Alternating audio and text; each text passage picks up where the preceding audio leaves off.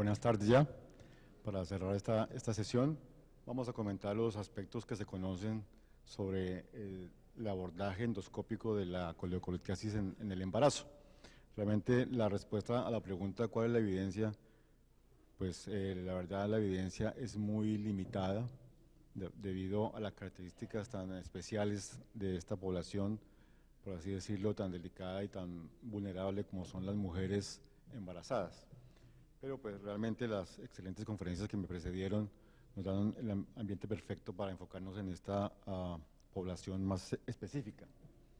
A uno le gustaría encontrar en la literatura evidencia de gran calidad para poder aconsejarles a las pacientes en la toma del consentimiento informado, contarles que podemos responder a estas preguntas de manera segura, de manera confiable.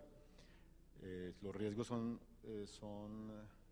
significativos de la radiación en el feto, es un procedimiento seguro, se diferencia en sus desenlaces a los de los colángios en la población no embarazada. Realmente no existen estudios, como era de suponerse, estudios controlados, aleatorizados, no existen. Lo único que hay, por supuesto que tampoco hay metaanálisis, solamente tenemos series de casos y eso es lo que vamos a analizar, eso es lo que hay. Okay.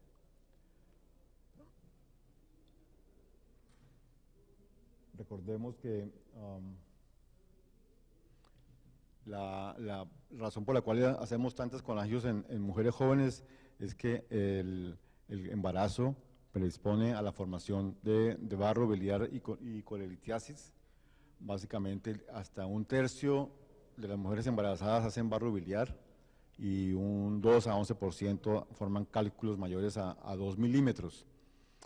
Afortunadamente en el puerperio desaparecen la mayoría de estos hallazgos, pero en algunas, en el 2.5% de las mujeres embarazadas, el barro biliar o la colelitiasis se hace sintomática.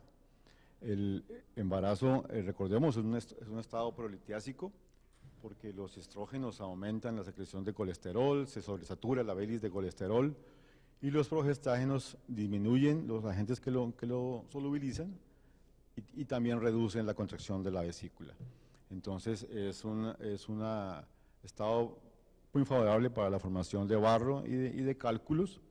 La mayoría de estas mujeres no van a hacer sintomatología por esto, solo una fracción de ellas, y a su vez solo el 10% de las mujeres que hacen cólico biliar o colecistitis van a hacer una complicación de vía biliar, llámese coledocolitiasis, llámese pancreatitis aguda o llámese colangitis. De manera que lo que se espera es que más o menos una de cada 1.200 mujeres embarazadas tenga coledocolitiasis. De allí se desprende que sea un evento realmente infrecuente que nosotros como endoscopistas enfrentemos y por tanto que sea difícil la planeación y la puesta y la llevada a cabo de estudios prospectivos, porque realmente es un evento de baja incidencia. Ha virado un poco recientemente, en los últimos años, el manejo tradicional de la enfermedad biliar, va a dar un poco de la colecistitis. Inicialmente la literatura era bastante preocupante respecto a que a operar la vesícula de mujeres sintomáticas en el primer trimestre del embarazo conllevaba a un riesgo importante de mortalidad materno y fetal.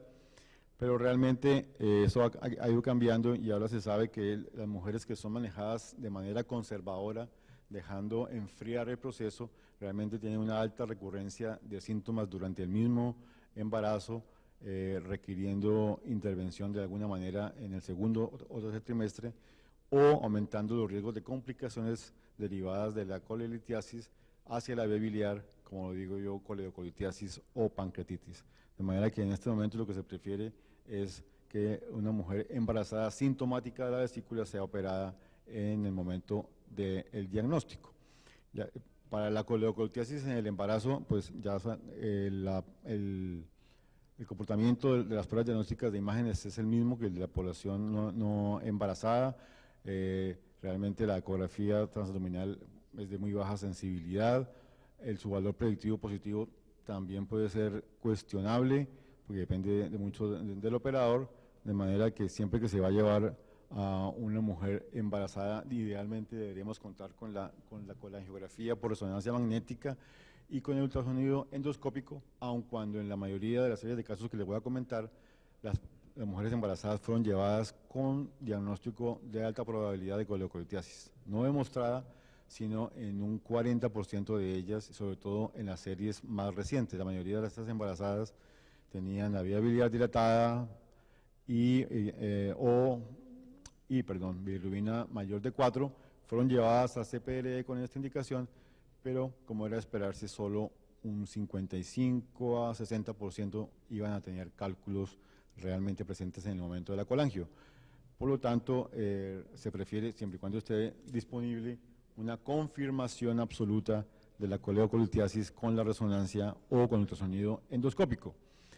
Si alguien se pregunta por la seguridad de la resonancia en el embarazo, pues es una energía no ionizante, es teóricamente segura, y aun cuando hay alguna preocupación por el hecho de que puede generar calor en el feto o el ruido, algún daño acústico, pero las series son limitadas, pero se considera un procedimiento seguro, incluso en el primer trimestre durante la organogénesis.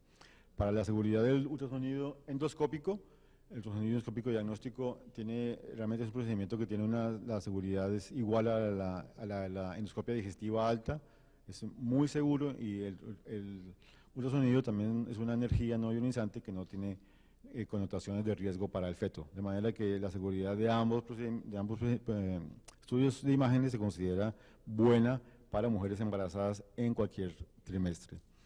Estudios antiguos mostraron que obviamente la coleocolitiasis no intervenida tenía una alta tasa de recidiva en los síntomas en el embarazo con aparición de colangitis, luego es una indicación de intervención.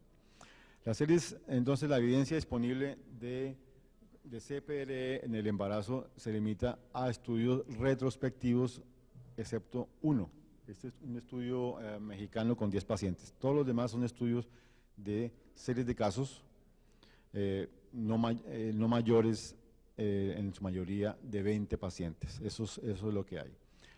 Los estudios de ese tipo conllevan el problema de que se subestiman los riesgos, dado el diseño retrospectivo, y hay una tendencia a un sesgo de publicación de reportar los resultados exitosos. O sea, probablemente nadie publicaría una serie negativa de resultados en mujeres embarazadas. Se consiguen en la literatura 49 estudios reportados en total este número de pacientes, el cual es relativamente bajo si tenemos en cuenta que se estima que se realizan 1000 colangios en mujeres embarazadas por año en Estados Unidos. Pero eso es lo que contamos y eso es lo que hay que analizar. Aquí están las series mundiales más importantes. Fíjense que el número de pacientes es realmente pequeño, la mayor es de 65 pacientes. Aquí también les puse en la lista el estudio de Rafael Ángel, aquí en Manizales, que finalmente viene siendo la tercera serie mundial más grande, en 26 pacientes. Y en cuanto a la pregunta sobre si los desenlaces endoscópicos difieren respecto a la población general, la respuesta es no. Los resultados son esencialmente los mismos en términos de seguridad. La incidencia de pancreatitis es relativamente similar, excepto en el estudio más grande, que se considera el más parecido a lo que hacemos en la práctica diaria de la colangio tradicional, en la que se usaron las técnicas comunes de canulación, esfenterotomía y extracción de cálculos, en donde la incidencia de pancreatitis fue un poco mayor. No había una explicación clara, probablemente también sea por un problema de definición de pancreatitis, pero en global la incidencia de pancreatitis postcolangio era básicamente la misma de la población general. En cuanto a la pregunta sobre si la realización de colangio afectaba los desenlaces obstétricos, si producía mayor incidencia de parto pretérmino, de abortos, la respuesta es no. Se produce es bajo la incidencia, no superior a la incidencia de aborto o de parto pretérmino en la población general, que es alrededor de 3% para parto pretérmino y de 15% para abortos. Es decir, la colangio no induciría mayor incidencia de estos eventos obstétricos. Y en cuanto a complicaciones fetales, un desenlace muy importante, dada la exposición del feto a la radiación, estos estudios muestran que no hubo un solo caso de teratogenicidad ni de efecto carcinogenético en los neonatos de las mujeres expuestas a la radiación durante la colangio. De manera que estas series retrospectivas mostrarían que no hay una diferencia muy grande en los desenlaces relevantes clínicos obstétricos y con respecto a la población general y tampoco los fetales.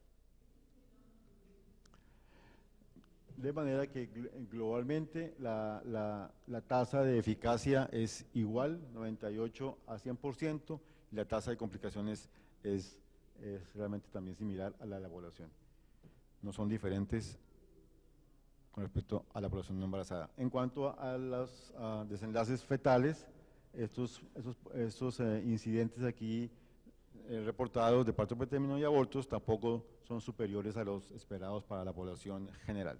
Sin embargo, la mayoría de o prácticamente todos los estudios están limitados a seguimientos para neonatos, no incluyen seguimientos a largo plazo de esos recién nacidos.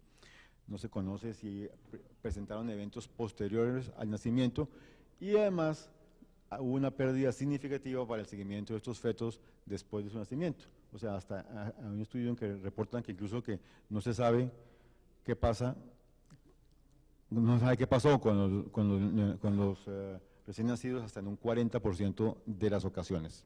De manera que ahí hay un problema de información. De ahí que en la bibliografía se consigan dos tendencias a interpretar estos hallazgos. Por un lado, como la tendencia de los endoscopistas a decir que la colangio en mujeres embarazadas es un procedimiento seguro y que no hay que preocuparse por su utilización ni tampoco por la exposición fetal a la radiación. Pero si uno mira la literatura con base en la información de los físicos médicos, los obstetras y los expertos en radiación, algunos creen que no se debe desestimar la exposición del feto a la radiación y mucho menos afirmar que es segura porque no se ha estudiado cabalmente si tiene o no efectos tóxicos a largo plazo.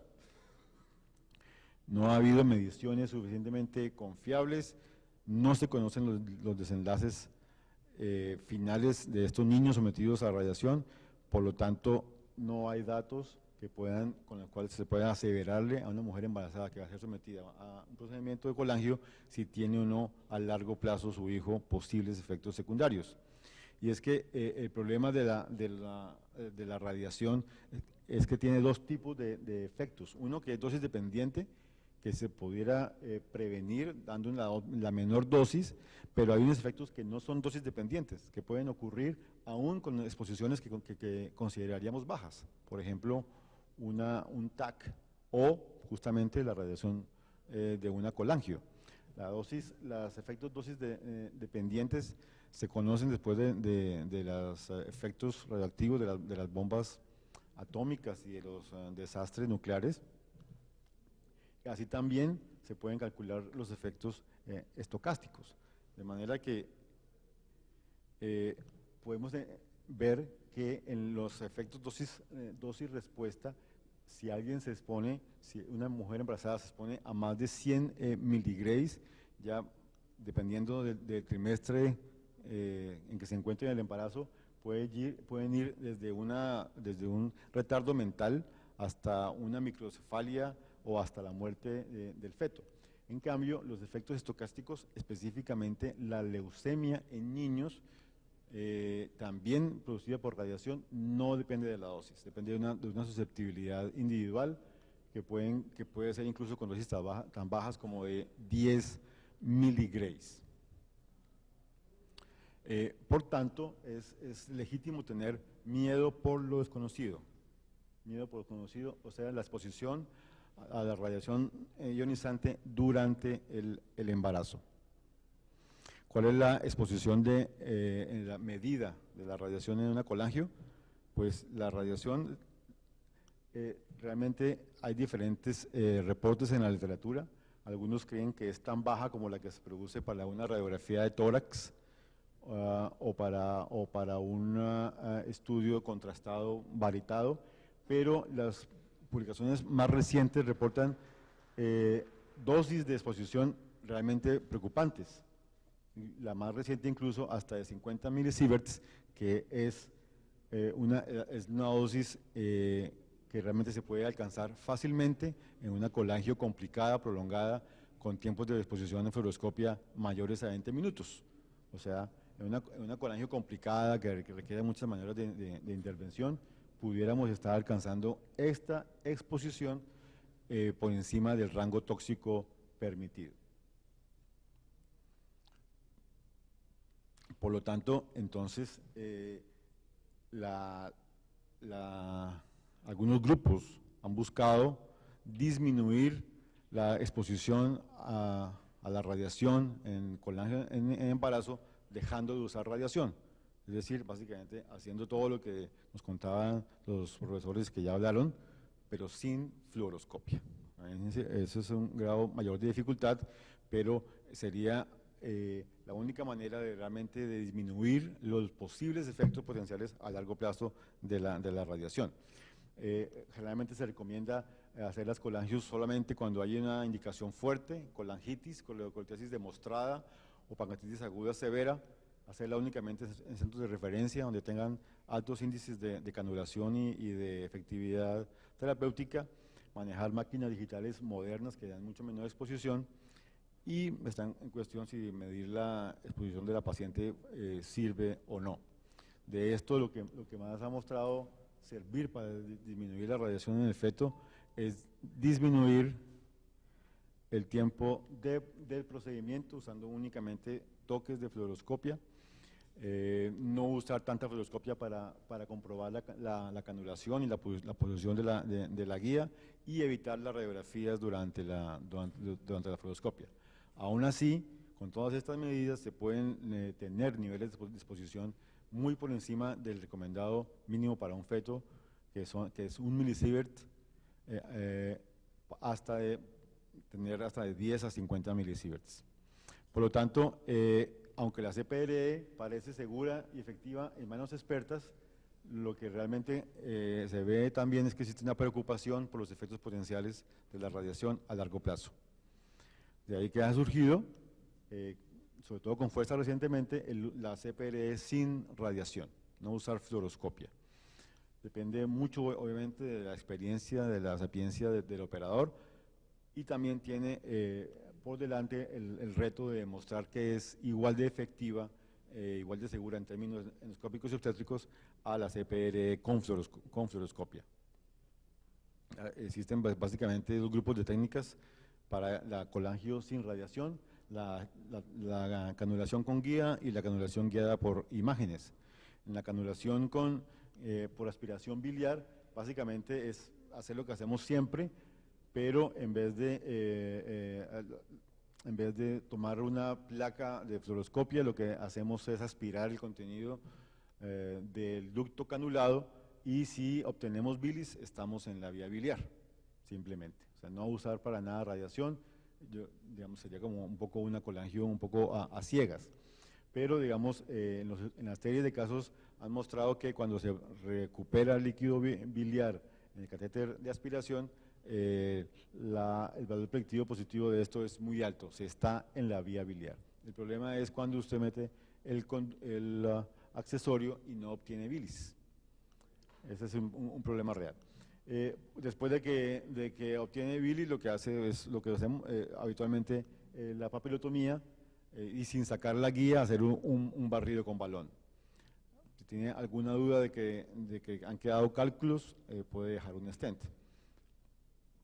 Las limitaciones de esta técnica sin fluoroscopia es qué pasa si usted pasa qué pasa si se avanza el accesorio y no obtiene bilis. y no obtiene bilis, o si obtiene bilis pero realmente está en el cístico. Cuando ocurre que está en el cístico, tiene el riesgo de que después de hacer la papetomía y pasar la canastilla, lo que realmente vaya a quedar es una litiasis residual. Los estudios han mostrado que la posibilidad de dejar cálculos con la técnica ciega puede ser hasta del 20%, en general del 10 al 20%, aun cuando en las series pequeñas ha tendido a ser menor. Requiere de disponibilidad de la tecnología y experticia. La técnica guiada por imágenes es hacerla en la misma sesión de diagnóstico de ultrasonido endoscópico, es decir, la paciente es llevada a la sala de ultrasonido y una vez se ha demostrado la litiasis se procede a hacer la técnica habitual de canulación por aspiración y después de finalizado el procedimiento nuevamente se pasa el ultrasonido para mirar que la vía biliar esté libre de cálculos. Con esta técnica la tasa obviamente de remoción de la litiasis es mucho mayor que con la técnica ciega y también se puede usar el Spyglass o la eco transabdominal para verificar que quedó la vía biliar libre de cálculos.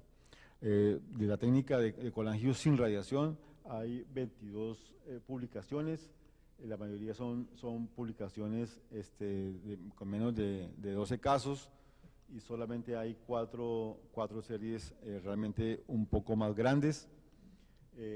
La principal serie es un estudio chino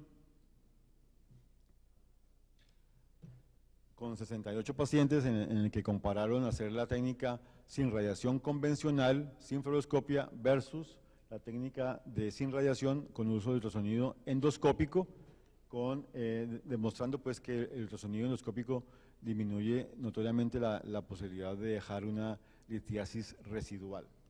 En cuanto a resultados técnicos, pues son bastante buenos, tasas de resolución muy altos, en el 25% de las veces dejaron un stent profilácticamente, las complicaciones parecidas a las de la colangio convencional y los desenlaces obstétricos y fetales también muy buenos y sin el temor de haber producido una posible lesión por radiación. La movilidad aceptable y los riesgos realmente muy parecidos a los de la colangio convencional.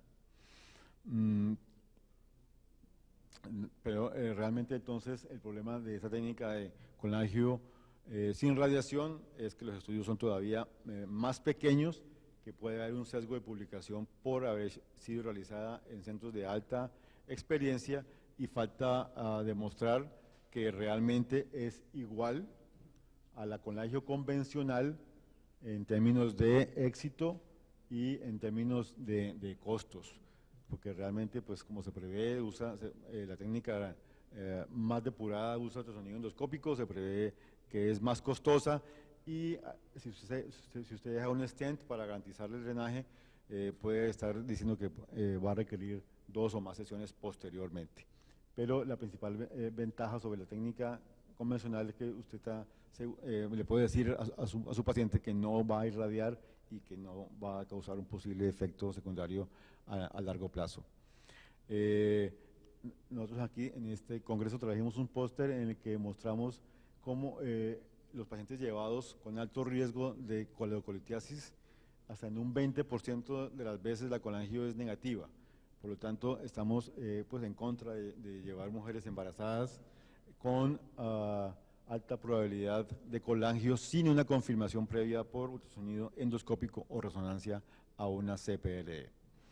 Entonces, como conclusiones, podemos comentar que la evidencia de bajo poder disponible limita la fortaleza de las recomendaciones. No existen datos confiables sobre la seguridad fetal después de haber sido expuestas a la radiación. En términos de resultados técnicos y para la madre, la CPRE convencional es eficaz. La CPRE sin radiación tiene menor evidencia, técnicamente es más demandante, pero se elimina el efecto potencialmente dañino de la radiación ionizante, proponiendo, digamos, que este posible esquema si está disponible por el ultrasonido endoscópico o la paciente se niega a ser sometida a una radiación y hay una indicación fuerte de intervención, como coledocolitesis demostrada por resonancia, se puede proponer una colangio sin radiación, ojalá bajo ultrasonido endoscópico pre y posterior, o la técnica ciega convencional sin fluoroscopia y dejando un stent profiláctico cuando se considere que hay riesgos de litiasis residual, o haciendo una dilatación papilar para prevenir el bloqueo por cálculos residuales cuando son papilas que favorecen esta técnica. Finalmente, si no existe esta disponibilidad, se puede usar la CPRE, advirtiéndole a la paciente los riesgos desconocidos, debe ser en un centro de alta experiencia y usar en la medida de lo posible todas las técnicas para minimizar la radiación. Muchas gracias.